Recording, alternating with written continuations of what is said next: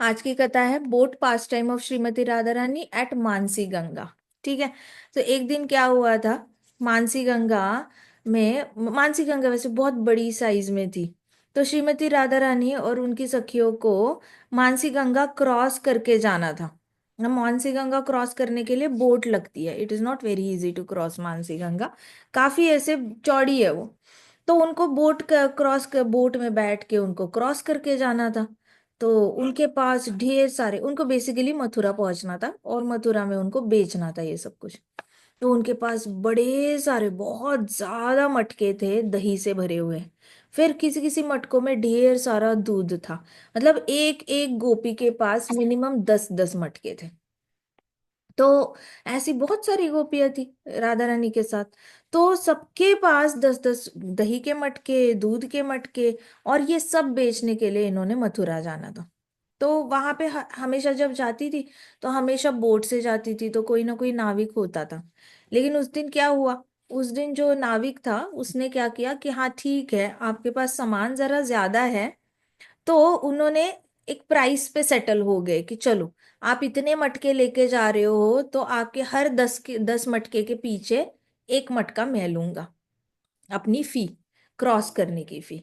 तो जितने भी मटके थे, हर हर 10 मटके के पीछे या 20 मटके के, लेकिन उनका मटके के बेसिस पे चार्ज डिसाइड हुआ कि अगर आपने इतना इतना मटका मुझे दिया तो मैं आपको क्रॉस करवाऊंगा। फिर उन्होंने डिसाइड किया कि चलो, मटका तो दोगे लेकिन उसके साथ कुछ ना कुछ मीठा भी देना पड़ेगा आपको। तो आप जो भी खाने के लिए लाए हो उसमें से आप थोड़ा सा मीठा मेरे साथ शेयर कर लेना, और थोड़ा थोड़ा मक्खन भी शेयर कर लेना। तो गोपियों ने कहा ठीक है, आने जाने के पैसे देने से अच्छा हम लोग तुम्हें थोड़ा सा मक्खन दे देंगे, थोड़ा सा मीठा खाने के लिए दे देंगे, और थोड़ा सा एक मटका तुम्हें दे देंगे। तो बोटमैन ने क्या किया, वो जो नाविक था उसने बोट चलाना शुरू की, धीरे धीरे धीरे धीरे बोट चलाना शुरू की। और फिर अचानक से पता नहीं क्या हुआ उस नाविक को, अचानक से उसने बोट चलाना बंद कर दिया। बीच बीच नदी में जाके, मतलब राइट देखो तो पानी, लेफ्ट देखो तो पानी, सामने देखो तो पानी, पीछे देखो तो पानी। आप उतर ही नहीं सकते किनारे पे। तो वो नाविक ने वहीं पे बंद कर दिया, बोट चलाना ही बंद कर दिया। तो राधा रानी और सखिया अचानक से बड़ी ऐसे मतलब सरप्राइज हो गई कि इसने बोट क्यों चला नहीं रहा है। तो सब लोग ऐसे पूछने लग गए, सब आपस में पूछने लग गए कि क्या हुआ क्या हुआ, बोट बंद क्यों हो गई, ऐसे क्यों हुआ, कैसे क्यों हुआ। तो इतने में गोपी ने पूछा उस नाविक को कि आप क्यों नहीं बोट चला रहे हो, नाव क्यों नहीं चला रहे हो। आप चलो जल्दी, हमें मथुरा पहुंचना है, टाइम पे पहुंचना है हमें। वहां पे जाके हमें इतने सारे घड़े बेचने हैं। तो आप ऐसे रुकोगे बीच में तो हम कैसे टाइम पे पहुंचेंगे, ऐसे कहा। तो नाविक ने कहा, मैं बहुत ज्यादा थक गया हूँ, मेरे हाथों में और पैरों में बहुत दर्द हो रहा है। मैं बहुत दिनों से नाव चला रहा हूँ, मेरे हाथ में कोई प्राण नहीं बचे अभी, अभी मैं नहीं चला सकता। ऐसे करके नाविक ने सखियों को, सारी राधा रानी और सखियों को जवाब दिया। उसने कहा कि मैं बहुत थक भी चुका हूँ और मुझे बहुत भूख भी लगी है। इतने दिनों से बोट चलाते वक्त मुझे खाना खाने का मौका नहीं मिला, मैं घर भी नहीं जा पाया, तो मुझे बहुत भूख लगी है। तो उन्होंने कहा कि तो तुम्हारी भूख मिट जाएगी तो तुम नाव चलाना शुरू कर दोगे। तो नाविक ने कहा, हाँ शायद कुछ शक्ति आ जाए मेरे बाहुओं में, ऐसे कहा उसने, और वो ऐसे लेट गया। तो सखियों ने क्या किया, अपने पास जितनी भी दूध से बनी हुई मिठाई थी, तो वो मिठाई उन्होंने उनको दे दी। वैसे तो बेचने के लिए लेके जा रहे थे, लेकिन उसमें से थोड़ी मिठाई जो है वो नाविक को खाने के लिए दे दी। चलो थोड़ी सी एनर्जी आ जाएगी तो नाव चला लेगा। तो जितनी भी गोपियां वो सखिया जो दे रही थी मिठाई, तो ये सब कुछ खा जाता। ऐसे नहीं कि एक मिठाई ले ली, दो मिठाई ले ली और फिर बोले कि नहीं नहीं थैंक यू, बस हो गया, अब हम चलाते हैं काम पे। उसने क्या करना, जो भी थाल या जो भी ऐसे सामने ले जाते थे वो सारा सारा खा जाता था। और फिर कहता था मुझे अभी भी भूख लगी है। फिर दूसरी गोपी अपनी थैला खोलेगी, उसमें उसके पास जो मिठाई है वो देगी, फिर वो खाएगा, और फिर वो नाविक बोलेगा मुझे तो बड़ी भूख लगी है। फिर तीसरी गोपी, ऐसे करके सारी गोपियों ने अपने स्वीट प्रिपरेशंस जो थे दूध से बने हुए वो देना शुरू किया कि चलो इसका पेट भर जाए, इसको एनर्जी वापस आ जाए, काफी थका हुआ है तो ये नाव तो चला लेगा। लेकिन उसने सब खा लिया। उसने फिर then told them that he would take a nap. फिर उन्होंने कहा, उस नाविक ने कहा कि मैं बड़ा थक चुका हूँ, खा खा के ही थक चुका हूँ, खाने से मेरी एनर्जी तो वापस नहीं आ रही। मैं इतना थका हूं, मैं रात रात भर नाव चलाता हूँ, मैं क्या बताऊँ आपको, इस पेट के लिए क्या क्या नहीं करना पड़ता।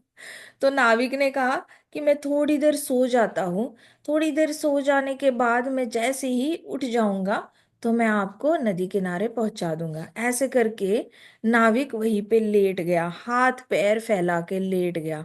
और लेटा तो लेटा, फिर कहता कोई मेरे पैर दबा दो, कोई मेरे हाथ दबा दो।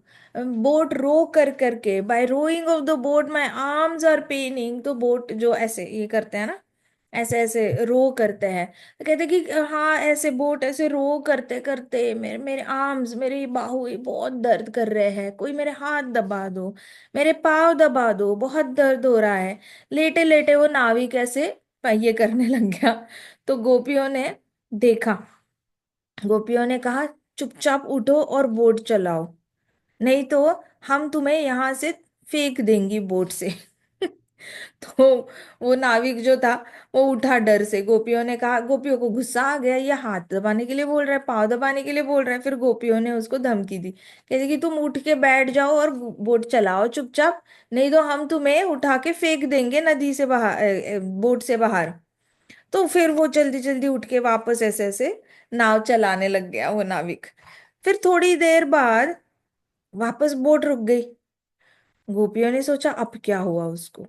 तो उसने, नाविक ने कहा, मेरी नाव ना बहुत पुरानी है और इसमें कभी कभी पानी भरने लग जाता है। आपने जो इतने सारे मटके रखे हैं मेरी नाव में, तो उससे वजन ज्यादा हो गया है और नाव में पानी भरता आ रहा है।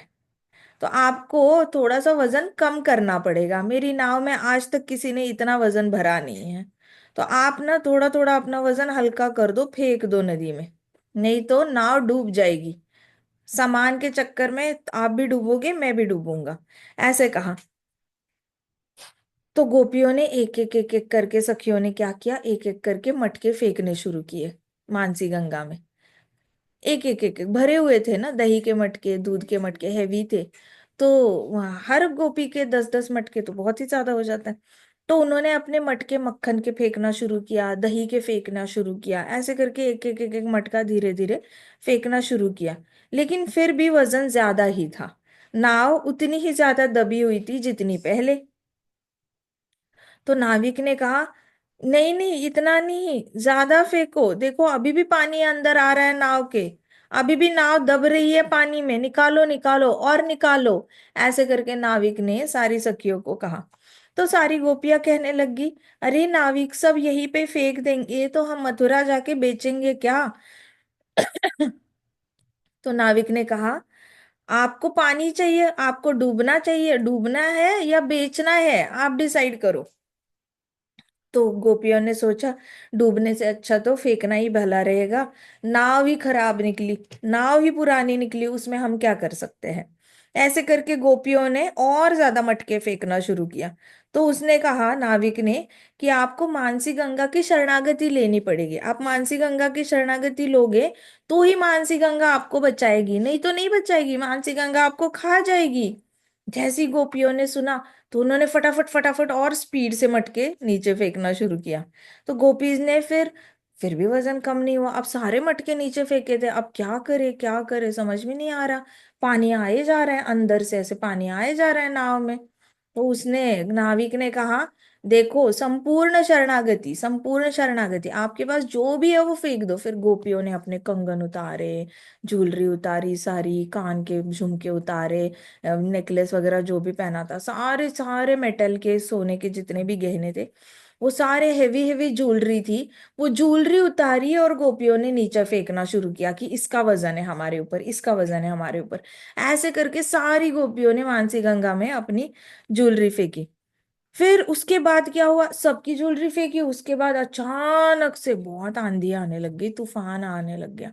तूफान आने लग गया तो नाव डगमगाने लग गई, इतना ज्यादा कि नीचे का पानी भी पूरा ऐसे ऐसे ऐसे होने लग गया। और नाव प्रॉपर ऐसे ये हो रही थी, storm storm had come, storm मतलब बहुत बड़ा तूफान आ गया था। और जितनी भी हवा, विंड जो आ रहा था, हवा जो आ रही थी, उसकी वजह से नाव जो है वो बहुत ज्यादा अपसेट हो चुकी थी, बहुत ज्यादा ऊपर नीचे कर रही थी। इस वक्त गोपियां बहुत ज्यादा डर गई थी। बोट इतनी ज्यादा रॉक करने लगी थी कि किसी भी पल उल्टी हो सकती है ऐसे लग रहा था। तो सारी सखियों ने ऐसे नाव को राइट से लेफ्ट से सबने ऐसे पकड़ के रखा था। फिर सारी सखियों ने जो है, गोपियों ने चेन बनाई। चेन बनाई मतलब एक दूसरी का हाथ पकड़ेगा, दूसरी तीसरी के हाथ पकड़ेगी, ऐसे करके इन लोगों ने नाव में बैठे बैठे चेन बनाई और एक दूसरे को सपोर्ट किया, सहारा दिया कि वो लोग गिरे ना। तो सब लोग इकट्ठे ऐसे ऐसे ऐसे ऐसे ना, जितना बोट ऐसे रॉक कर रही थी, उस रॉकिंग बोट के साथ ये लोग भी ऐसे एक दूसरे का हाथ पकड़ के रॉक कर रहे थे। फिर एकदम साइड की जो गोपियां है उन्होंने ऐसे काठ पकड़ा हुआ था बोट का। तो ऐसे करके सारे सखियों ने गिरने से अपने आप को बचाया। इतने में राधा रानी को बहुत ज्यादा डर लगने लग गया, क्योंकि नाव बहुत ज्यादा ऐसे होने लग गई थी, उड़ने लग गई थी। तो राधा रानी एक साइड बैठी थी, तो राधा रानी अचानक बोट पहले तो ऐसे ऐसे ऐसे हो रही थी, फिर बोट ऐसे ऐसे होने लगी। मतलब ऐसे अगर बोट है तो पहले ऐसे ऐसे हो रही थी, अब वो ऐसे ऐसे होने लग गई। तो ऐसे ऐसे होने लग गई तो राधा रानी क्या हो गई, राधा रानी जो बैठी थी यहां से ऐसे करके वो गिर गई। गिर गई तो किसके ऊपर गिर गई, नाविक के ऊपर गिर गई। नाविक तो बोट चला रहा था, लेकिन बोट ही ऐसे ऐसे होने लगी, पहले ऐसे ऐसे हो रही थी, सबने अपने आप को बैलेंस किया चेन बनाकर। लेकिन अब बोट ऐसे ऐसे होने लग गई थी, तो क्या करे। तो जैसी पहली पहली ऐसे वेव आई, उस वेव में राधा रानी उड़ के मतलब ऐसे गिर गई, नाविक के ऊपर गिर गई। नाविक के ऊपर गिर गई, वो बहुत डरी हुई थी। तो उसने ऐसे ऐसे ऐसे पकड़ लिया नाविक को, गिरने वाली थी। जैसे ही पकड़ा तो राधा रानी को पता चल गया ये कोई नाविक नहीं है, ये कृष्ण है। तो ये कोई साधारण नाविक नहीं है। जैसे ही राधा रानी ने कृष्ण को पकड़ा, नाविक को पकड़ा, तो राधा रानी देखती रह गई। और फिर राधा रानी को पता चला ये तो नौटी कृष्ण ही है, ये कृष्ण ही है। फिर राधा रानी ने क्या किया, राधा रानी ने हल्के से उसकी कमर के यहाँ पे जो फ्लूट थी, बांसुरी थी, वो बांसुरी निकाली, हल्के से निकाली। और फिर सारी गोपियों को ऐसे वेव करके दिखाई, ये देखो ये छलावा है, ये छलिया है। इस छलिए ने हमसे सारे मटके गिरवा दिए, हमारे सारे गहने गिरा दिए। मानसी गंगा को शरणागति करो, शरणागति करो। ये देख नहीं सकता हम जाके वहां पे बेच के आ जाए, तो देखो इसने हमारे सारे मटकों का नुकसान कर दिया, इसने पुरानी नाव लाई और हमारा नुकसान किया। ऐसे करके सारी गोपियों को राधा रानी चिल्ला चिल्ला के बताने लगी कि देखो ये कितना बड़ा छलिया है, इसने छल किया है। अब ये आंधी तूफान जो आया है ये भी कृष्ण का ही कराया है, इसने ही बोला होगा आंधी को तूफान को कि आ जाओ और हमारी नाव को डुबो दो, हम इस पे भरोसा नहीं कर सकते। ऐसे करके राधा रानी ने सारी गोपियों को बोलना शुरू किया, इस पे भरोसा मत करो। तो सारी गोपियां, हाँ हाँ सच कह रही हो राधा रानी, इस पे भरोसा नहीं करना चाहिए, देखो ये हमें पानी में गिराने से भी नहीं डरता, मानसी गंगा इतनी ज्यादा डीप है, हम तो मर भी सकते हैं। लेकिन ये छलिया है, ऐसे छल करता है। तो कृष्णा सब ऐसे ऐसे देख रहे थे। इतने में आंधी तूफान जो है वो एवरेज स्पीड में कम होने लग गया था। जैसे ही राधा रानी ने चिल्लाकर सबको बताना शुरू किया कि ये कृष्ण का षड्यंत्र है, कृष्ण नहीं चाहते थे कि हम ये सारे मटके लेकर मथुरा जाए, उन्होंने फिर से हमें जमीन के मार्ग से जाते हैं तो भी वो हमारे मटके फोड़ते हैं, आज हमने पानी के मार्ग से जाने का सोचा तो भी उन्होंने हमारे हाथों से मटके फिकवा दिए, ये छलावा करता है। ऐसे ऐसे बोलते बोलते राधा रानी बहुत ज्यादा ये हो गई थी, वो बोले जा रही है हाथ में, और फ्लूट ऐसे कॉन्स्टेंटली ऐसे ऐसे ऐसे हिला रही थी राधा रानी, सबको दिखाने के लिए कि ये सच में कृष्ण है, इसने बस रूप ले लिया है नाविक का। तो फिर तूफान थम गया। जैसे ही तूफान थम गया बोट हिलना बंद हो गई। और फिर राधा रानी ने जैसे बोला इसी ने पुरानी नाव अरेंज करी हमारे लिए, तो इतने में बोट में पानी आना भी बंद हो गया। जैसे ही बोट में पानी आना बंद हो गया तो राधा ने कहती, अब देखो अब क्यों नहीं आ रहा नाव में पानी, इसका मतलब इसकी बात मानसी गंगा भी मानती है, तो ये मानसी गंगा के साथ मिलकर छलावा किया है इसने हमारे साथ। ऐसे करके Radha Rani continuously she was waving with the flute in her hand, हाथ में फ्लूट लेकर वेव करके अपनी सारी सखियों को कृष्ण के बारे में बता रही है। इतने में कृष्णा ने क्या किया, कृष्णा ने राधा रानी को खींचा और कृष्णा कृष्णा ने राधा रानी के मुंह पे ऐसे हाथ रखा कहती कितना बोलेगी कितना, ये मतलब कंटिन्यूअसली चला हुआ है, षड्यंत्र है, ये है वो है। तो कृष्णा ने मुंह पे हाथ रखा और कहते नहीं नहीं ऐसा कोई नहीं, मैं अभी पहुंचा देता हूँ और फिर Krishna started rowing the boat.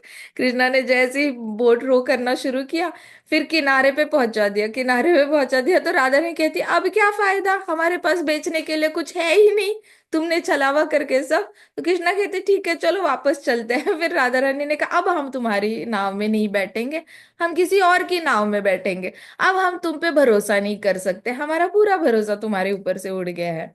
उसके बाद राधा रानी और सखियों ने दूसरी नाव करी, और दूसरी नाव से ये लोग वापस बरसाना आ गए, लेकिन ये कृष्णा की नाव में नहीं बैठे।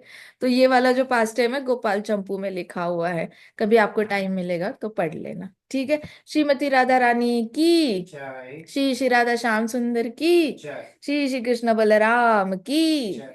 वृंदावन धाम की जय। समस्त भक्त वृंद की जय।